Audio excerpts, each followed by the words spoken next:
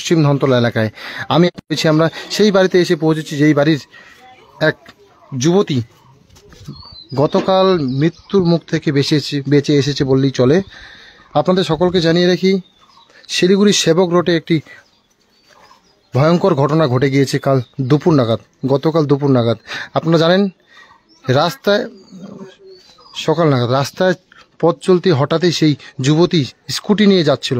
এমন সময় হঠাৎই রাস্তার পাশে থাকা একটি বিশাল আকারের গাছ ভেঙে পড়ে সেই যুবতীর স্কুটির উপরে, এবং কিছুক্ষণ তথা অল্প সময়ের জন্য বেঁচে যায় সেই যুবতী। ইতিমধ্যে কিন্তু সেই যুবতী সুস্থ রয়েছে এবং সেই যুবতীর বাড়িতে এসে পৌঁছেছি আমরা।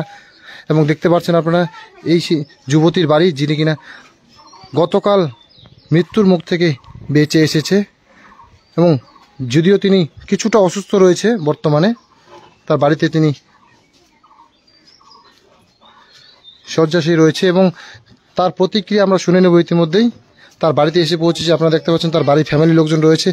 ভয়ঙ্কর ঘটনা গতকাল সকাল নাগাদ শিলিগুড়ি যে সেবক রোডে ঘটনাটি ঘটে, সেই ঘটনার সাক্ষী কিন্তু সকলে ছিলেন শিলিগুড়িবাসী। তার সাথে যার সাথে এমন ঘটনাটি ঘটেছিল তিনিও কিন্তু রয়েছে। তথা সেই যুবতীর স্কুটির উপরে কিন্তু হঠাৎই একটি বিশাল আকারের গাছ পড়ে যায় এবং তিনিও বুঝতে পারেননি, এবং সাথে কিন্তু কেউ বুঝতে পারেননি যে এই ঘটনা ঘটে যাবে।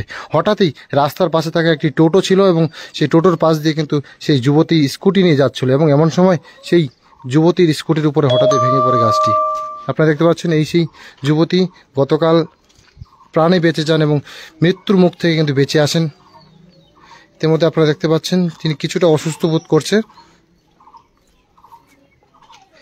এই সেই যুবতী যিনি গতকাল শিলিগুড়ি সেবক রোডের গাছের নিচ থেকে চাপা পড়া হাত থেকে বেঁচে আসে। আচ্ছা, কি হয়েছিল কালকে এই ঘটনাটা তোমার সাথে? কালকে সকালবেলায় আমি এটিএমে ক্যাশ তোলার জন্য যাচ্ছিলাম, এমার্জেন্সি ক্যাশের দরকার ছিল, সেই জন্য আমি বেরিয়েছিলাম। আর হঠাৎ যে এভাবে হবে সেটা তো কেউ জানা ছিল না। তো জাস্ট 1 মিনিট আগে একটা স্কুল বাস বেরোলো, আর ডানবক্স মোড় যেটা আছে ওটা খুব যানজট। সকালবেলা যে থাকে মর্নিংয়ে, ওটা স্কুল কলেজ একটাই রুট, তো সকালবেলা খুব বেশি ভিড় থাকে ও রাস্তাটা।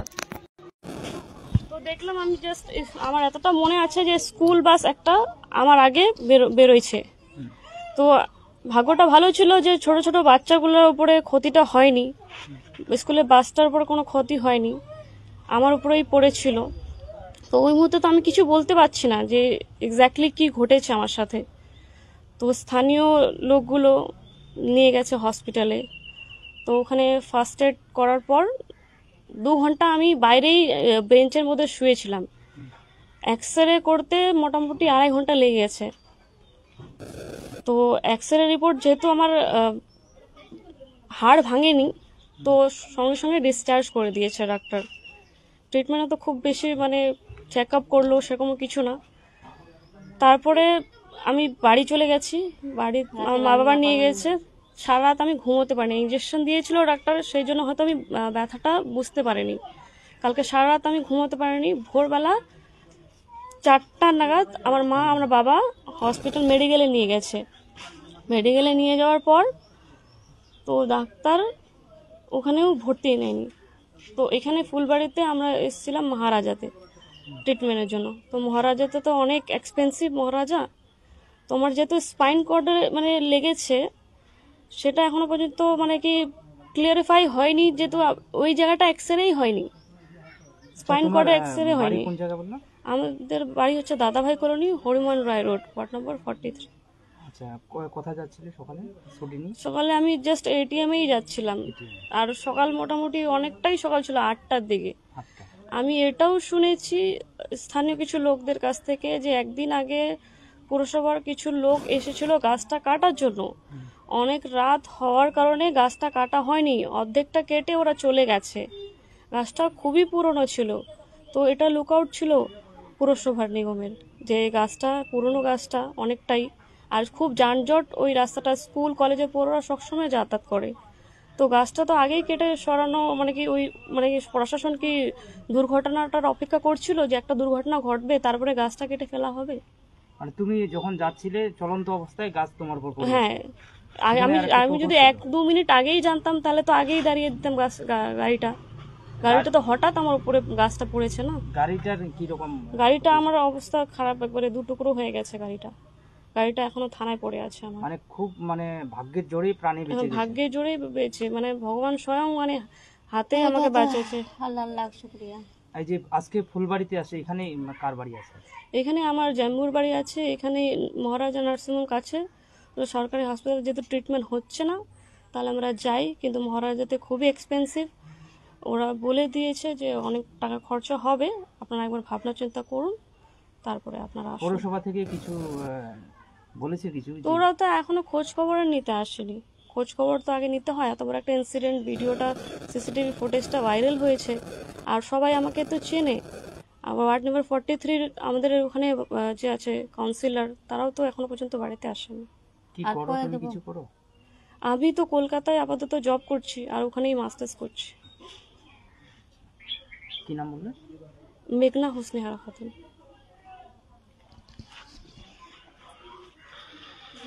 আপনারা শুনতে পেলেন যে মেঘনা হোসেনে খাতুন, তিনি কিন্তু গতকাল শিলিগুড়ি সেবক রোডের পাশ দিয়ে এটিএমে টাকা তুলতে যাচ্ছিলেন। এমন সময় সেই দুর্ঘটনার শিকার হন তিনি। হঠাৎই রাস্তার পাশে থাকা, সেবক রোডের রাস্তার পাশে থাকা একটি গাছ, বিশাল আকারের গাছ, হঠাৎই তার স্কুটি সহ একটি টোটোর উপরে পড়ে যায়, যার ফলে কিন্তু প্রাণে বেঁচে যান সেই যুবতী। ইতিমধ্যে আপনারা দেখতে পাচ্ছেন সেই যুবতী কিন্তু কিছুটা অসুস্থ বোধ করছে, এখনো পর্যন্ত তিনি সুস্থ হয়ে ওঠেননি। আমরা আপাতত সেই চিত্র তুলে ধরছি। দেখতে পাচ্ছেন সেই যুবতী যিনি গতকাল শিলিগুড়ি সেবক রোডের ভয়ঙ্কর দুর্ঘটনার হাত থেকে বেঁচে এসেছেন ভাগ্যের জোরে।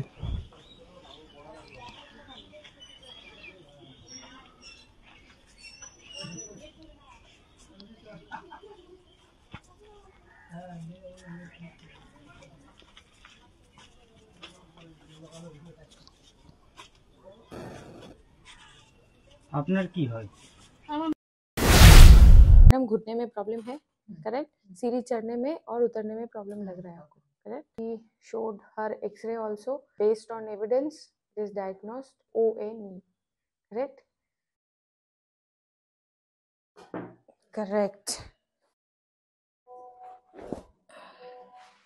Correct.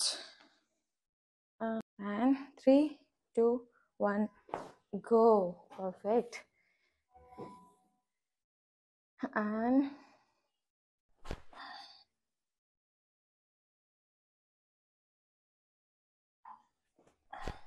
परफेक्ट। कैसा लग रहा है? आनंदा। आनंदा? थोड़ा वॉक करिए। चार चार चार चार जता है र उता नहीं छचार 4 डिजिट मा अब प्रथम पुरस्कार Nagaland state dear 500 bi monthly lottery पहिलो पुरस्कार 2.5 करोड़ गारंटीड मात्र 4 डिजिट मा टिकट 500 रुपया ड्रॉ 11 मई पहिलो पुरस्कार केवल बिक्री भएका टिकट बाट Punjab state dear 200 monthly lottery पहिलो पुरस्कार 1 करोड़ 50 लाख गारंटीड पुरस्कार टिकट को मूल्य 200 रुपया पहिलो पुरस्कार केवल बिक्री भएका टिकट बाट।